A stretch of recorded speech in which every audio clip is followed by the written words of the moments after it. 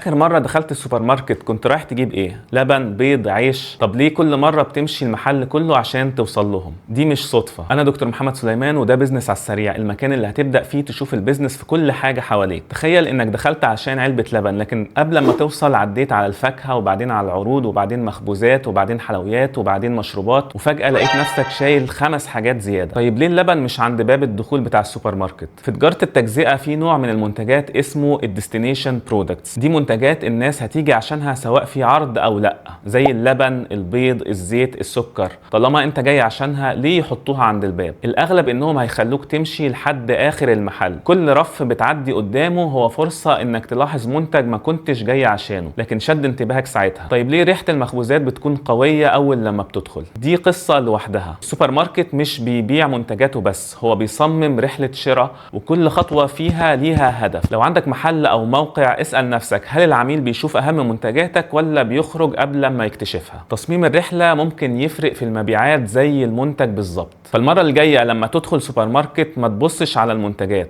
بص على الطريق اللي انت ماشي فيه، لان الطريق هو اهم جزء في عملية البيع. جاوبني في التعليقات ايه المنتج اللي غالبا بتدخل السوبر ماركت عشانه، وهل بتخرج بيه فعلا بس ولا دايما معاه حاجات زيادة؟ في 10 حلقات اكتشفنا ان البيزنس حوالينا في كل مكان، لكن دي كانت مجرد البداية، لان في الموسم الجاي هندخل جوه عقل العميل وهنفهم ليه بيشتري وليه بيرفض وليه بيرجع مرة تانية. ولو لسه مش مشترك اعمل اشتراك واستعد للموسم الجاي، ايه اللي بيحصل جوه دماغ العميل.